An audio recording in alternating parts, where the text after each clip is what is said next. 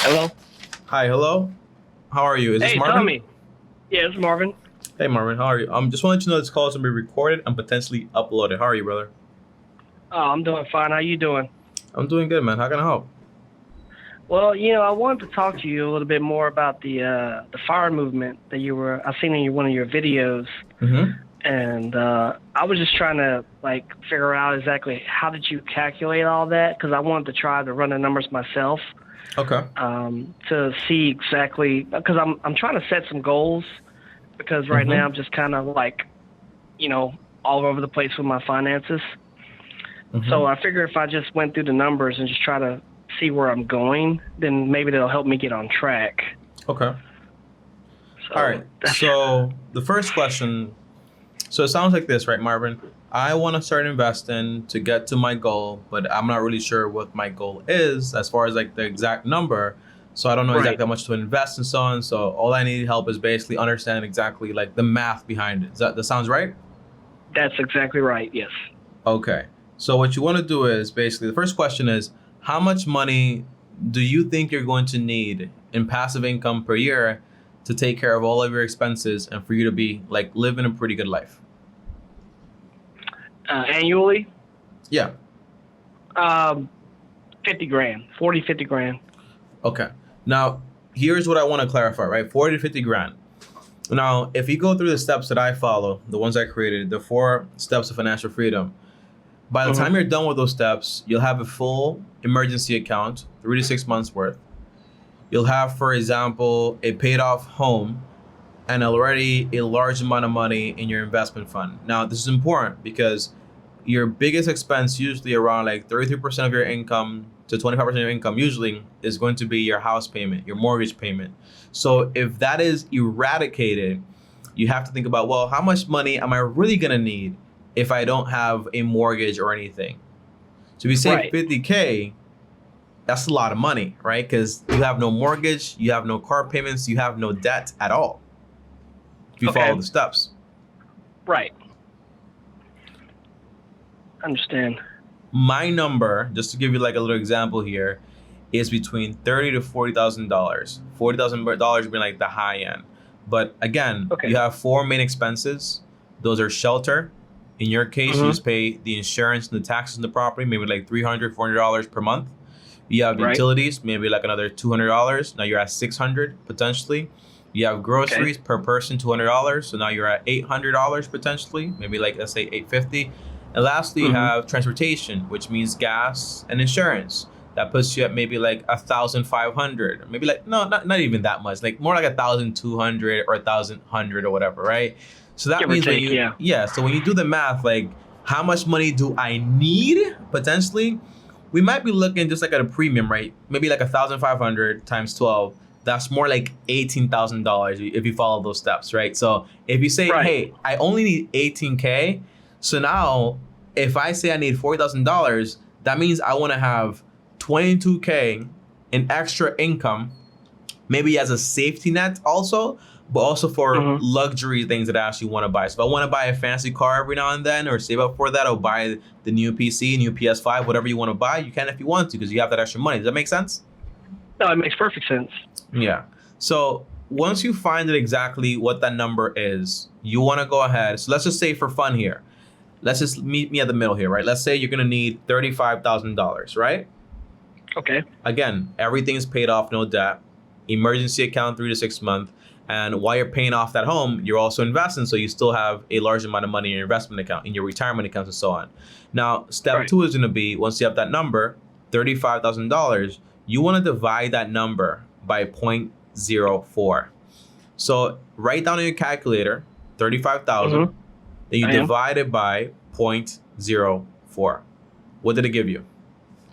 Uh, 87,500. No, you put zero point 0.4. You need to put 0.04.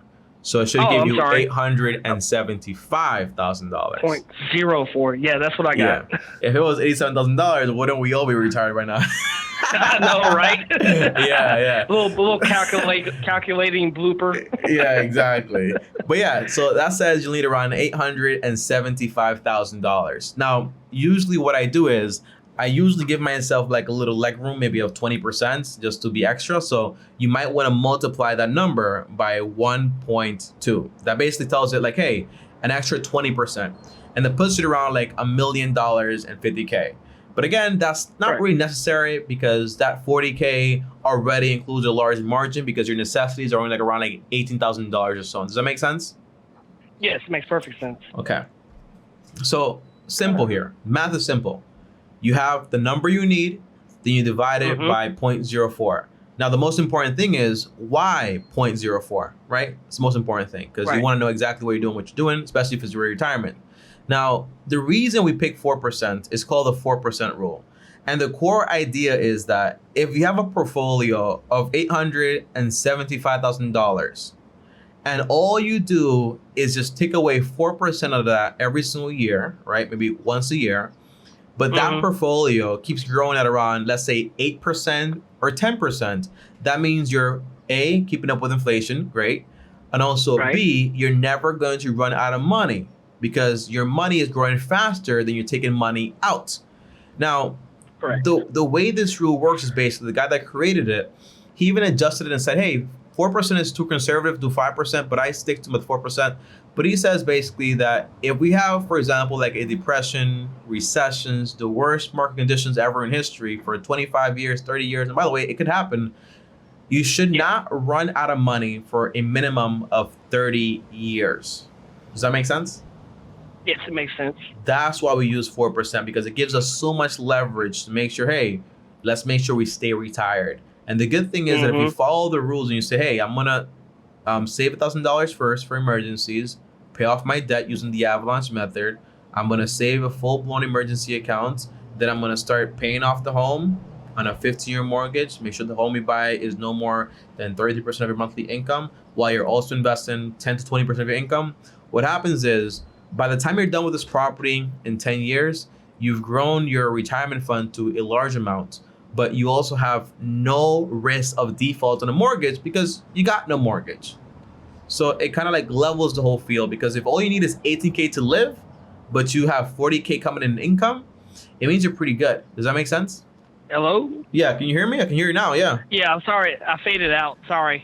Yeah. So basically that's about it. So now what you want to do next, right? Now you know the number. Let's say, and by the way, if you want to do like a more realistic number where you say like, hey, let me say if I need $18,000, just divide that by 0.04 and you get 450K. And if you want to have a safety margin of 20% in case anything goes wrong, just multiply it by 1.2%, right?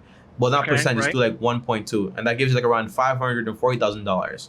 So that means that's a lot more manageable because the way I want to do the FIRE movement, honestly, Marvin, is if I have 540 and that pays me like that 18K with a safety margin, if I can still have a job that I love and I care about, I can still have supplemental income, but I have the choice to work or not work.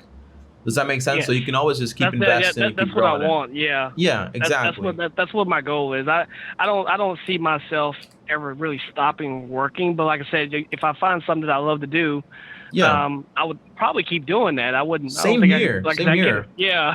Same here. Yeah. So once you have those numbers, right? So what I would recommend is use the minimum number, so that way it's more realistic. So just use the number that you're going to need after you're done with the mortgage, and it's just basically and be realistic, right? Don't make like this very cheap budget because understand that basically when you get to this goal in 5 to 10 to 12 years, remember that you have inflation. The cost of things goes up and things change, right? So keep that in mind.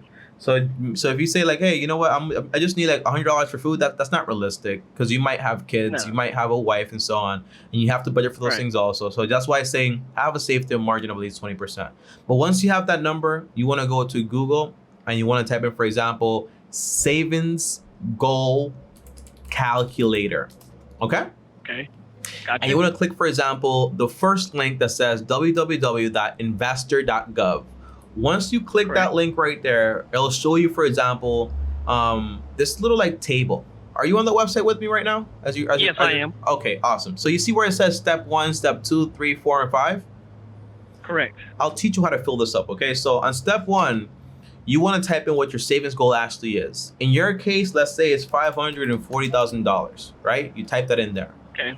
Then All right. for your initial investment, let's just say do you have any money now that you invested so far or no? Total invested about $3,000.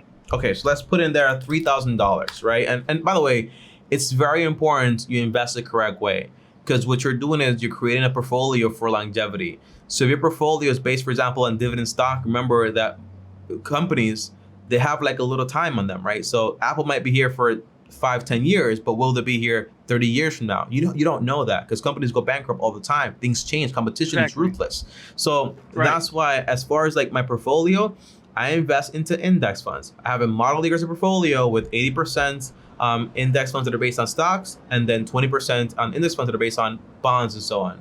You can do that also with ETFs if you want to do it, for example, with M1 Finance. If you want to use Vanguard, you can also do it. If you want to copy exactly what I do, step by step, when you click on my videos on the M1 Finance link, it shows you exactly what I invest into.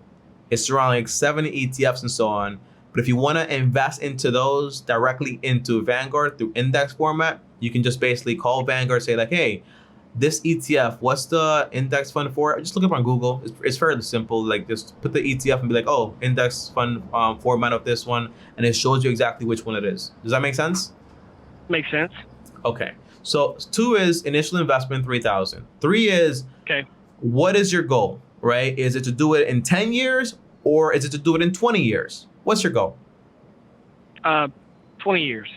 Okay. How old are you, by the way? I'm 33. Okay, 33 years old. So by that time, you will be 53.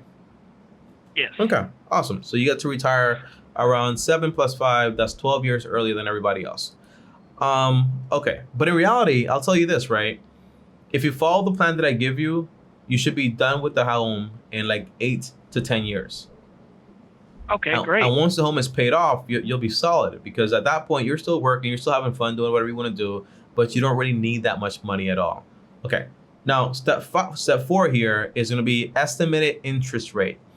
The average return on the portfolio that I follow is around 10%, right?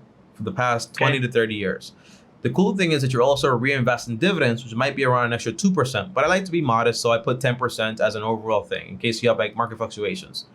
And then you want to click where it says calculate. So leave compound frequency at annual, that's fine, but just click calculate. And they'll show you exactly how much money you need to invest every single month. Does it show you exactly? Did you see it? No, it didn't show up yet. My phone's freezing, sorry. Okay, so I'll tell you what it is, okay? It's fine.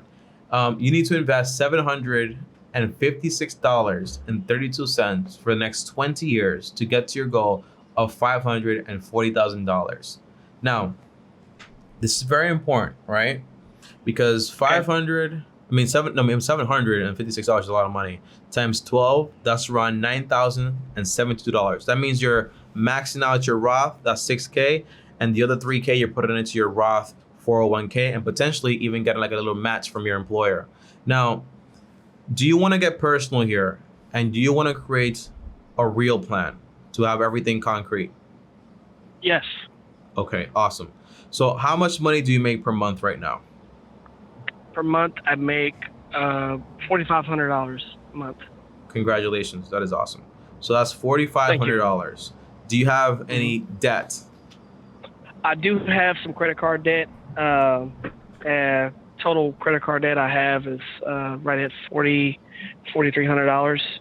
Okay, so that means you have your numbers right, so that's awesome. Do you have any personal loan debt, student loan debt? I have a personal loan debt of $7,300 actually. Correct. 73. Okay. And do you have any student loans? No student loans. You have a mortgage? No mortgage. No, sir. Okay. So here would be the plan for you, right? This is what I would do if I was 33 years old and I wanted to get ahead as fast as possible. Do you have a budget right now for your expenses and your income? Yes, I do. Okay. I use YNAB. Okay, cool. Budget. I don't know if you know about that or not. Yeah, you need a budget. I know. Yeah. What do you what do you spend per month? What would you say your expenses are per month? My expenses down to the number are your monthly expenses.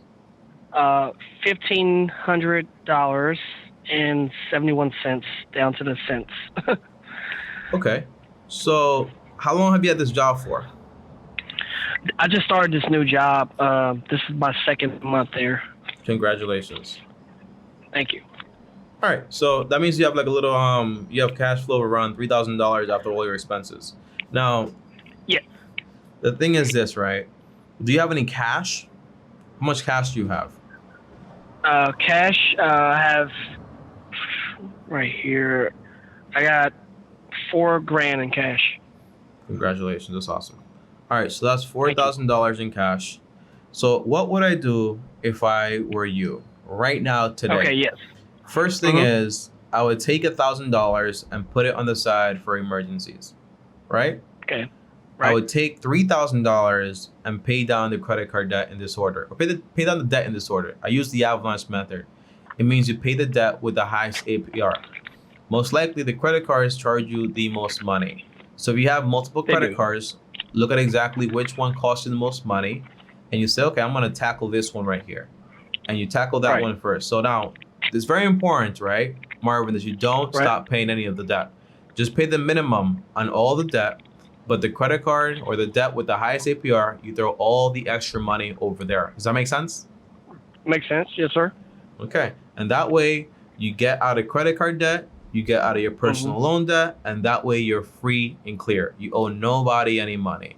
Now, if you want to maintain a credit score to make it easier to get a mortgage, although you don't need credit to get a mortgage, it's fake news. What you want to do is basically you can put one.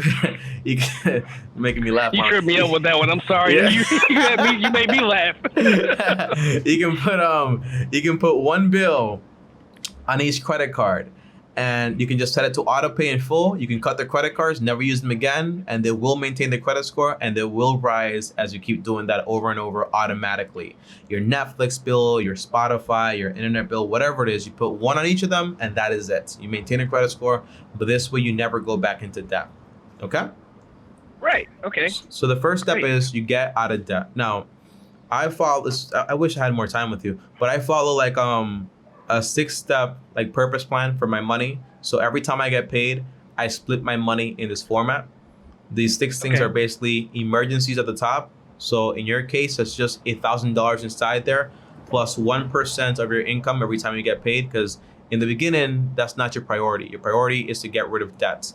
The second step is investments. I just want you to set up an investment account the correct way and just invest just 1% of what you make. Don't worry about the match with the company, because if you're getting a match over here, but you're costing yourself on the credit card 18, 24%, 35%, it just cancels out. It doesn't make sense. Okay? Right. So that's what you just want to do. Too. Yeah, just do 1%. I just want you to get into the habit of automating things, having a good portfolio, and seeing how things actually work.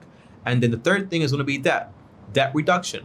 In this case, 20 to 40% of all of your money should be going to this. Now, if you're telling me realistically, Tommy, I make $4,500, but I only spend $1,500. Well, that means, for example, you're only like you're living off of 33% of your monthly income, which is amazing.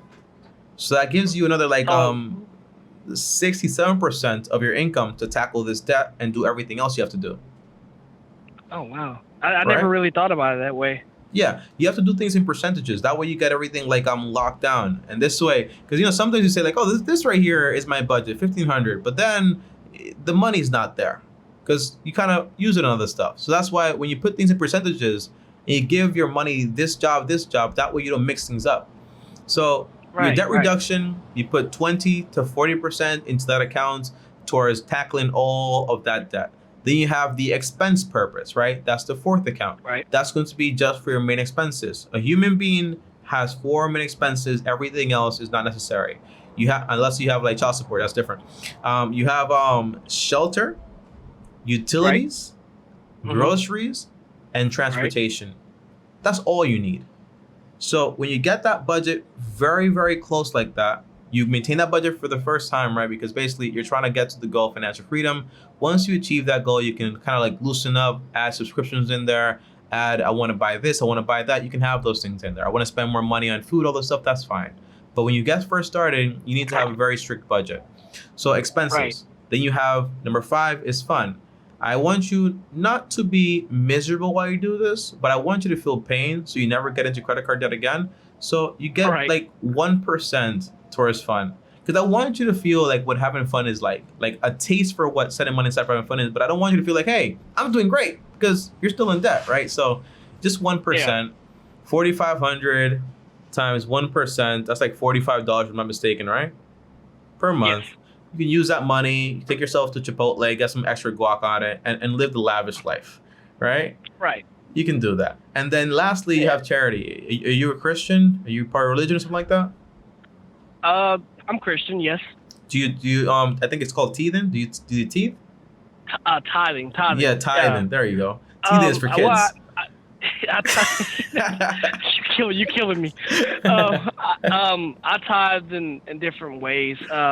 I guess you can say what I do is I just see someone that needs a little help, or like at a grocery store, I'm always offering to try to pay for. But do you have a budget for it? Someone's that. Yes, I do. Yes. Okay. So here's what I'll say, right? If you're gonna be tithing, just take that 10% and cut it right off the top, and you do it that way. Now, if 10%. I have 10% of that, right, because that's how much you're supposed to tithe. So if you take 10% of 4,500, that's $450, if I'm not mistaken. You take that $450, you say, I want to donate this to this, whether it's an automatic charity or your church. I mean, usually it's your church, right? So you can donate it to your church, or you can do it your own way, however you want to. But those are the 6 jobs for money. So every time you get paid, you have these envelopes and you put the money in there. Or if you want to be like one of the cool guys, you can just make a SoFi money account, and they allow you to make all these separate accounts into one account. But the goal is to have all your money separate with different jobs. That way you don't get it mixed up anymore. Yeah, I'm glad you said that, because that's what I've been struggling with, having all my accounts in one bank. I have my emergency account. I have other accounts for like vacation, things like that, but it's all in one account. And I have been thinking about doing that. A Capital One. Okay. You just have Capital One. That's it? Yeah, that's all I have. Oh yeah, Capital One 365 has like that feature also. They could let you create like multiple accounts and so on. Yeah, that's who I'm with right now. I've been with them for years. But then yeah, you can set those accounts in there also if you want to. However, remember this, right? The emergency account, you want to have it far away. It should take you at least 3 days to get it to your account, because that way, when you have an emergency, it's a real emergency. And if it's not a real emergency, the money takes way too long anyways. You're like, oh, I can think about it now. Let me just send that money back because I really don't need it, and so on. You know what I mean? So I probably wouldn't have the money with Capital One. I would have it with Wealthfront. The investment money, just have the company take that 1% automatically and invest it into your Roth 401k if they have that option. If not, you can just put it into your 401k. That's fine. So you don't need an account for that because it's done for you automatically. And then the debt, right? So whenever you get paid, you have an account where the money lands. I would prefer that be separate from your Capital One, because you can use that as a spending account. You can have that with SoFi. Yeah, SoFi's really good. You can have that with SoFi Money. They're FDIC insured up to, I think it's $1 million, if I'm not mistaken. They have like multiple banks and so on. So when the money lands into that account, now you get to like kind of like spread it around here and there. So that means when that money is in there, you take 20, 40%, pick a number, never change it again. So stick to whatever you say you're going to do. Right. You pick that number and you send it over to your credit cards and you start paying it. Your expenses, you throw that over into your Capital One. You say like, hey, this is my money to pay my rent or whatever expenses you have. And then when it comes to fun, you can just use, for example, I would really want you to use a separate account, because people sometimes mix up their spending with fun and they can mistake it. So when I wanted to do this, I use Robinhood or my Chase account or what do you call Wells Fargo. There's like a separate account, separate debit card, and that debit card is just solely for having fun, whether it's movie theater, going out, whatever you want to do. Does that make sense? Yeah, it makes perfect sense. That's actually what I do. I have a Cash App card, and that's what I transfer over to my Cash App card. I transfer my fun money over there, so that I don't use because I figure if I use my regular account, then I'm going to end up getting off budget. Exactly. Spending too much money. So if I only have, $45 in my Cash App account, then I know that's all I got to use to have. When it hits zero, you're out. And the one rule is that you got to use the money every month. You can't save it up. Because if you're saving it up, like what are you gonna do with $90 next month? I want you to use it every single month, because that way you get that feeling, and it's also a reward. And when you're building habits, it's very important that you reward yourself. Right. You're so right about that. Yeah. So that's the first step is you pay that using the avalanche method. The second step is you maintain your investment, maintain everything. If you want to raise it up to 2-3% or 5%, that's fine. But the priority there is to build a 3 to 6 month emergency account. So that means, hey, if I spend $1,500, what's that times 3? That's $4,500, if I'm not mistaken, right? You have that money in there. Or if you want to do 6 months, that's what is it, like $9,000, if I'm not mistaken? Yeah, so then you have like $9,000 in there. Is it no, that's not $9,000. Get out of here. No. Yes, it is $9,000. My math, man, is awesome, but I don't trust it. So that's $9,000. Right. You have that in your emergency account, in a separate account. That way it's completely separate. You have that foundation. Then you move on to the real wealth building tools. You start investing like a mad person. So now you take it from 1 to 5% all the way to 10 to 20%. Right. You pick a number, you stick to it. If you have kids by this point, Marvin, you can do an extra 5% into their 529 accounts. If you do 10%, you can do 5% for them also, or you can do 15% and then do 5% for them also and just invest 20%. That's the idea. And then with the rest of and by the way, what do you invest into? First, you get the match in your 401k, then you max out your Roth IRA. Any extra money, you put it right back into the 401k. The goal is to max out these retirement accounts because basically they give you a whole bunch of tax advantages. If you can get a Roth 401k with your employer, get it. Because that means, for example, when it's time for you to do the whole FIRE, all that money is going to be yours 100% tax-free because it's a Roth. Right. So it's your post-tax. Does that make sense? That does make sense. Yes, sir. Yeah. So now, what do you do with the rest of the money? Because if you're living off of 33%, like you do now, and you're investing 20%, that's only around 53%, right? Which is the age you want to retire by accident right there. Yes. But then you can grab the rest of the money and say, I'm going to save this money up for a down payment on a home. The home you buy is very important because the home you buy can either break you or make you. If you have a fancy wife and she's a princess and she wants to buy $1 million home, it can break you because those payments are going to be crazy. But if you stick to a very good budget, for example, my budget is this. Again, percentages are everything. I cannot spend more than 33% of my monthly income on this property, including all the expenses of this house. For example, the mortgage, PMI potentially if I do less than 20%, the taxes, the insurance, the maintenance, also HOA fee. All those expenses together cannot exceed 33% of my monthly income. And then I have to get it also on a 15-year mortgage. Now this is going to take your house search from $300K with your current income to $200K, which means you get a more budget. By the way, what state do you live in? Texas. Awesome. So it is possible for you over there. So you buy a home within that range of $200K. You'll know the math because it tells you, right? So if you make $4,500 multiplied by 0.33, that's $1,485 is your monthly budget on this property. So once you buy this property, that's not gonna cost you that much money. Remember, so all the rest of the money, once you're done investing and spend the money on your real expenses, you grab all that money and you throw it also towards the house. So you got a 15-year mortgage, but you're also paying extra. So instead of finishing in 15 years earlier than the average person, you finish, for example, in 8 to 10 years. Wow. And now, but you're also investing, remember, right? So since you're still investing in those 10 to 8 years, let's do some numbers here because I'm having a lot of fun with you. So if you go, for example, to Compound Interest Monkey, it was my favorite compound interest calculator, and you start off with $3,000, which you have right now, and you are investing, let's say, 20% of your income at that point, which is $4,500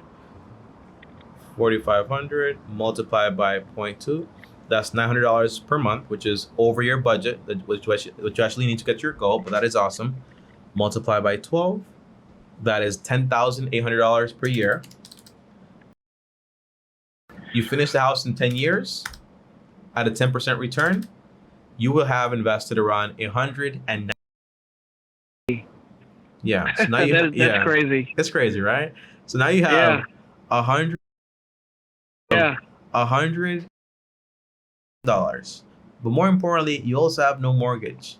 So your expenses go down ridiculously. And while you're doing step 4, which is the freedom step, all you have to do is just keep investing that 20%, never stop. But you can just go ahead and just enjoy your life a lot more. Because if you're investing 20%, you're tithing 10%, that's 30% gone right there. And you're living off, for example, like 30% or something like that. Like 60%. So now you have a whole like 40 to 30% just for having fun. So imagine increasing your fun account from 1% to 30%. Right. You can just do whatever you want to do. You can buy a car. Yeah, you could. New lawnmower, new wife. I'm just kidding. you can buy whatever you want, man. At that point. Yeah, that's the cool thing. Money right will be there. no object at that point. Yeah. Exactly. And you're not even making like millions of dollars, but you're able to just do whatever you want to do because you set yourself up for success. Exactly. Yeah. And that's my thing. It's like before this conversation, man, I'm just like all over the place, and like I don't really have a clear plan of where I'm going or what I'm doing exactly with all this money that I'm not spending. You know. And you know what happens when you have that? When you have all that money and you don't spend it, you just start. You go on vacation, buy yourself some barbecue, you just buy whatever. I spent my first $10,000 on clothes and computers because I was like, I saved it up. I don't know what to do with it. Right. So I'm just gonna spend it. You know what I'm saying? But when you have a job, these 6 jobs, your money always has a purpose. You know exactly what you're doing all the time. Right. That's exactly right, man. Oh man, that's powerful. That is really powerful. All right, brother. Well, we're out of time here. I had a great call with you, Marvin. I hope this call was helpful. If you do want to call in, feel free to do so. I'm probably gonna start setting up, like, for example, like meetings with people, like one-on-ones, to like help them even further. I'm building a course also to help you guys directly also, but I hope this call helped you in some way.